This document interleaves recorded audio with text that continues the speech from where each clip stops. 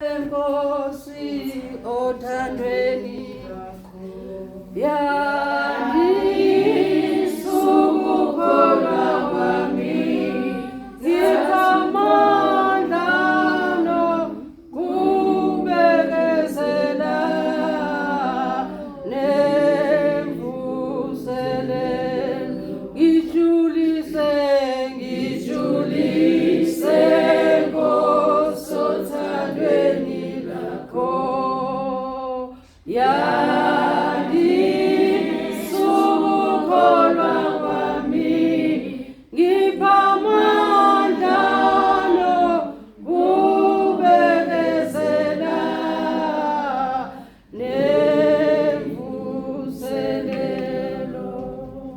Jesu Kristu inkosi, Jesu Kristu inkosi. Jesu Kristu inkosi. Jesu Kristu inkosi. Ngiyabingelela ubaba umfundisi uJali nabobaba nabomama nabatsha egameni lenkosi yethu Jesu Kristu.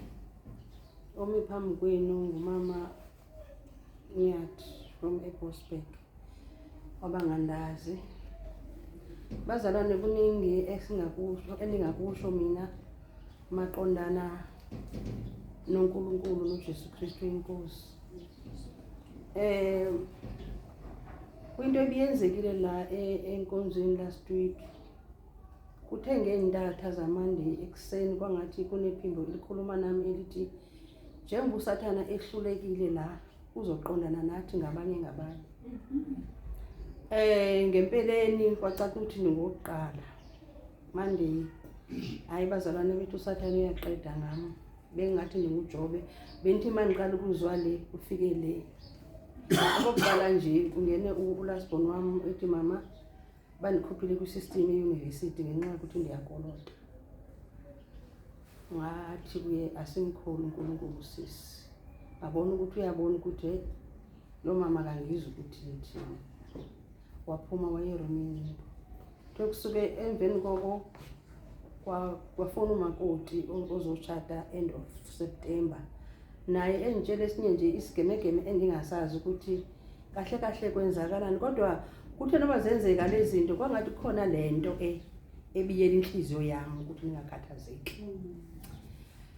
Hayi ngolwesithathu usisizalunga izinto kwakhokho esikolweni wabuyela esikolweni nomakoti sayisolva lenkinge kahle bekufanele ukuthi akashada akasafuna ushada, kodwa ke uNkulunkulu ngenxa ye-umbrella abakhona kwami entabeni indlu kaJehova uyabonelelwa konke kulungile bazalwane. uNkulunkulu ngingabhala incwadi nje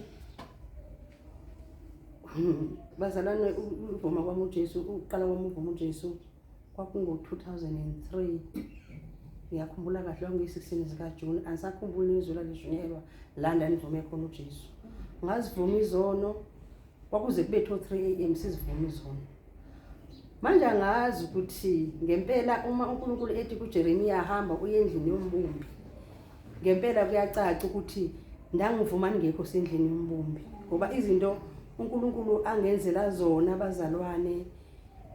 Uba umpostolo efundisa afundise nangosuku olubi, understand ukuthi namhlanje okay namhlanje lusuku lwami olubi, vele kumele libe khona usuku olubi ukuze ukwazi uliqonda usuku oluhle.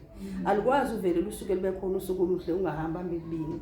Manje bazalwane isifiso sami nje ngathi singathi silibandla sibe nokujula okukhuleka ukuthi uba umpostolo uNsibandi kahle ungubani. Ngamanye amalanga efonini yami ngimfake uMelusi omuhle, ngamanye amalanga ngimbona bona manje uJeremiya uyasiphula bazalwane, uyadiliza, uyabhubhisa, uyachitha, aphinde atshale. Kufuneka u-understand ukuthi manje wenzani namhlanje empilweni yami, ngoba ngempela isitha singakukhipha. Ngoba uma ungabuza umhlaba ukuthi emhlaba makususwa ukhula kuwe uzwa njani, akumnandi ukususwa kokhula. Kodwa manje khona lesi sigaba sizofika empilweni athi umlimi wensimi athi kuyeke kumile konke ukhula lulimile kunye nezitshalo, kuzofika abavuni bathathe ukhula balilahlele, kodwa ngoba sisathole isikhathi sokuthi noba kusifule empilweni yethu asivume bazalwane uNkulunkulu asiphule sifikile bazalwane endlini yombumbi niyaniqinisa ngiyabona nje angazi lapha endlini ipeace elapha endlini angiyazi into elapha endlini angiyazi uNkulunkulu uyazi futhi nalabantwana bami babini bangamantombazana bamane bebuza mama kodwa bukade ukhona umzalwane kodwa manje ithini lento yakho yokumbiza njalo uJesu Kristu ukuthi uNkosi ikhona lento bayixoxelayo andifuni ubatshela ukuthi angisekho lapho bengikhona kodwa ikhona into abayibona ukuthi sombiza njalo mama kancane mama uJesu Kristu uNkosi ukade mama ungumzalwane ukholwa uNkosi siya ebandleni leni yamvuma uJesu nibhabhatizwe eJani egameni kaJesu Kristu kodwa manje mama sombiza ikhona lento bayibonayo ukuthi kukhona into ethintile uJesu Kristu uNkosi